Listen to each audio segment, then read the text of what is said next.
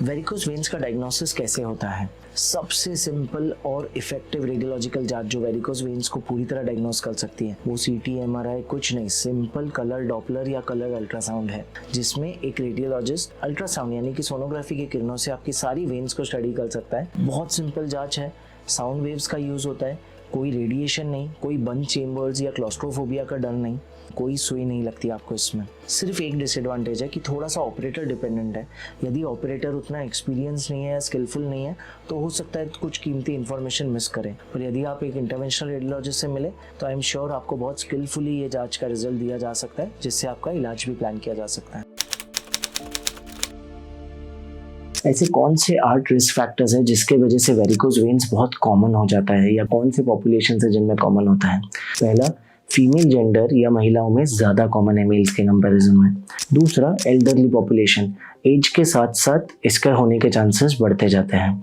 तीसरा, वो फीमेल्स जो ओसी पिल्स कंज्यूम करते हैं, हार्मोन पिल्स, उनमें इसके चांसेस बढ़ जाते हैं वाल्व डैमेज के। चौथा, प्रेगनेंसी एक नॉन रिस्क फैक्टर है वेरिकोज वेन कॉज करने का।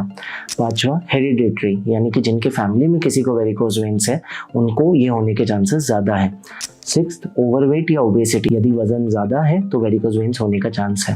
सातवां, डेस्क जॉब्स या स्टैंडिंग जॉब्स, जिनका पूरा दिन खड़े होकर या बैठकर काम करने की आदत है, उनमें डेफिनेटली वेरिकोज वेन्स होने के चांसेस ज़्यादा है। और आठवां और सबसे महत्वपूर्ण, अगर हिस्ट्री है डीवीटी की, यानी कि डीप वेन्स में थक्का कभी जमा हो पहले जो ट्रीट हो गया हो, उनमें वेरिकोज वेन होने के चांसेस बहुत ज़्यादा है। 3 सबसे बड़े मिथ या अफवाह जो वेरिकोज वेन्स के बारे में फैल रही है। पहला, कि वेरिकोज वेन्स केवल एक कॉस्मेटिक बीमारी है, इसके वजह से गंभीर समस्या नहीं हो सकती है। दूसरा, कि वेरिकोज वेन्स केवल फीमेल्स या औरतों में होती है, मेल पॉपुलेशन को ये नहीं अफेक्ट करती है, ऐसा बिल्कुल नहीं है। और तीसरा, कि एक बार वेरिकोज वेन्स हो जाए तो इसके लिए कोई ट्रीटमेंट नहीं है और आपको आजीवन परेशानी झेलनी पड़ेगी, ये भी बिल्कुल सच नहीं है। 3 कॉमन अफवाहें जो वेरिकोज वेन्स के बारे में फैल रही हैं। पहला, कि वेरिकोज वेन्स केवल बुढ़ापे में या एक पर्टिकुलर एज के बाद होती है, ऐसा कुछ नहीं है, बहुत जवान लोग या बच्चों में भी वेरिकोज वेन्स हो सकता है। दूसरा, वेरिकोज वेन्स का इलाज केवल सर्जरी से किया जा सकता है, बिल्कुल सच नहीं है। सर्जरी नियरली ऑब्सोलीट होने जा रही है, लेजर या मीनासील जैसे बहुत आधुनिक इलाज आ चुके हैं मार्केट में। और तीसरा, कि वेरिकोज वेन्स का ट्रीटमेंट बहुत पेनफुल है, ये भी बिल्कुल सच नहीं है। लोकल एनेस्थेशिया में किया जा सकता है, नियरली पेनलेस है, और अगर एक्सटेंसिव ट्रीटमेंट है भी तो स्पाइनल एनेस्थेशिया, नर्व ब्लॉक्स या जनरल एनेस्थेशिया में किया जा सकता है, बिल्कुल ही पेन फ्री ट्रीटमेंट हो सकता है। 4 बहुत कॉमन मिथ्स या अफवाहें जो वेरिकोज वेन्स के बारे में फैलाई जाती हैं। पहला, ट्रीटमेंट केवल उन लोगों ने करानी चाहिए जिनको कॉस्मेटिक कंसर्न है, उसके अलावा किसी चीज़ के लिए ट्रीटमेंट कराने की ज़रूरत नहीं।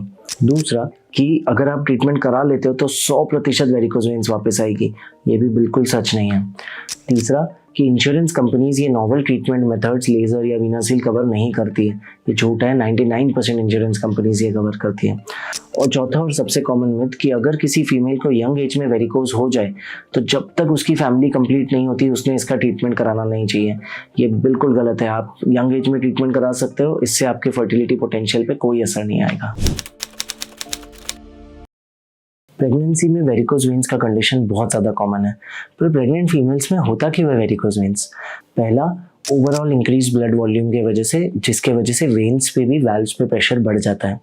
दूसरा, हार्मोनल चेंजेस की वजह से, प्रेगनेंसी में हम सब जानते हैं प्रोजेस्टेरॉन हार्मोन, फीमेल हार्मोन बहुत ज़्यादा मात्रा में बढ़ता है, जिसके वजह से वाल्व डैमेज की संभावना बढ़ जाती है। तीसरा, वेन्स पे बहुत अनड्यू प्रेशर आता है बच्चेदानी की वजह से, बच्चेदानी क्योंकि इतनी ग्रो कर रही है वो पेल्विक वेन्स पे प्रेशर करती है, जिसके वजह से वाल्व डैमेज होता है। चौथा, गेनिंग टू मच वेट, अवलना, बच्चेदानी, फीटस, इन सब के वजह से तो वजन बढ़ता ही है, लेकिन ऑब्वियसली क्रेविंग्स भी होती है और कभी कभी एक्सेसिव वेट गेन होता है, उसके वजह से भी वेरिकोज वेन चांसेस बढ़ते हैं। ऑफ कोर्स जेनेटिक टेंडेंसी तो रहती है, इसलिए जिन फीमेल्स में वो टेंडेंसी है, फैमिली में हिस्ट्री, उनमें ज़्यादा चांसेस होता है। एंड एक मुख्य कारण है बहुत ज़्यादा मूवमेंट ना रखना, प्रेगनेंसी की वजह से ज़्यादा रेस्ट करना, जिसके वजह से ये चांसेस बढ़ सकते हैं। प्रेगनेंसी के दौरान वेरिकोज वेन्स होना बहुत कॉमन चीज़ है। ये प्रिवेंट करने के लिए आज मैं आपको 7 टिप्स बताता हूँ जिससे ये पूरी तरह प्रिवेंट हो जाएगा। पहला, कंटिन्यूस मूव होते रहिए या एटलीस्ट ब्रेक्स लेकर एक्सरसाइज और योगा के लिए टाइम निकालिए।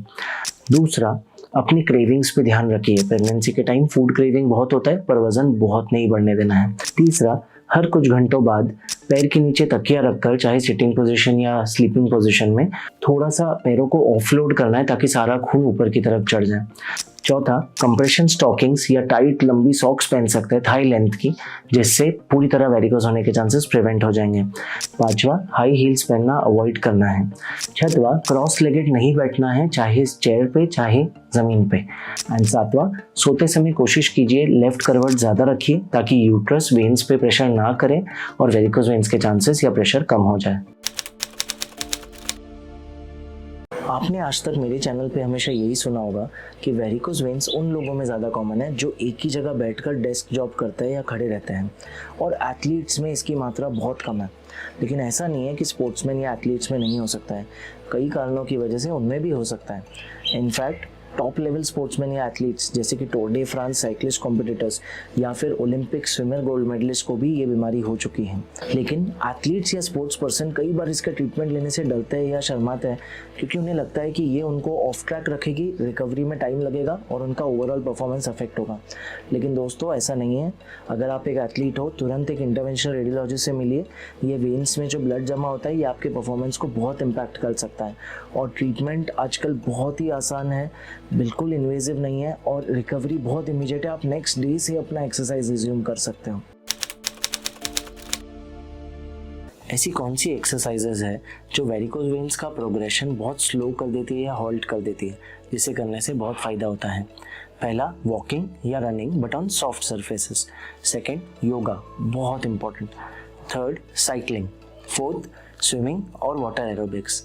Fifth, calf raises and sixth, leg raises on the wall.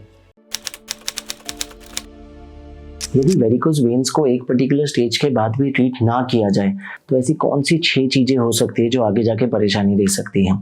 पहला, एंकल या लेग स्वेलिंग, बहुत हद तक सूजन रहना शुरू हो सकती है पैरों में, स्पेशली जो शाम के वक्त ज़्यादा है। दूसरा, चमड़ी का इन्फेक्शन, बार बार सेल्यूलाइटिस या स्किन इन्फेक्शन होने का रिस्क होता है। तीसरा, अल्सर्स या घाव, बार बार पैरों में स्पेशली बीच में या पीछे की तरफ बड़े बड़े घाव बनना शुरू हो जाते हैं जो हील नहीं करते ड्रेसिंग या इलाज के बावजूद। चौथा, ब्लीडिंग, कभी कभी ये वेरिकोज वेन्स में ब्लड इतनी मात्रा में भर जाता है कि ये वेन्स फट जाती है और थोड़ा ब्लीडिंग हो सकता है। ऑफ कोर्स कंप्रेशन से रोका जा सकता है, डरने वाली बात नहीं है, पर रिस्क है। पांचवा, थ्रोम्बोफ्लेबाइटिस, ये जो वेरिकोज वेन्स है, खून के स्टैसिस या स्लोनेस के कारण पूरा थक्का जम सकता है। एंड लास्ट, जो कि बिल्कुल कॉमन नहीं है पर रेयर केसेस में, डीवीटी या डीप वेन्स में भी थक्का बन सकता है जो ज़्यादा परेशानी दे सकता है। वेरिकोज वेन्स फैमिलीज में रन करता है और काफ़ी फैमिलीज में हेरिडिटरी होता है। ऐसा क्यों? ऑफ कोर्स पहला सबसे मुख्य कारण है जेनेटिकली वीक वैल्व्स। वैल्व्स बहुत जल्दी डैमेज हो जाते हैं जिसकी वजह से ऐसा हो सकता है। लेकिन इसके अलावा कई बार फैमिलीज में हम जानते हैं ओबेसिटी या मोटापा भी जेनेटिक होता है, जिसके वजह से प्रेशर बहुत पड़ता है और फिर से वेरिकोज वेन्स का चांसेस बढ़ जाता है। तीसरी चीज़ जो फैमिलीज में कॉमनली रन करता है वो है हार्मोन इम्बैलेंसेस फीमेल्स में, जिसके वजह से अगेन वैल्वुलर डिफेक्ट्स होते हैं और वेरिकोज वेन्स का चांसेस बढ़ता है। और चौथा, जो कि पूरी तरह जेनेटिक नहीं है लेकिन विरासत में मिलता है, वो है आपका शॉप या प्रोफेशन।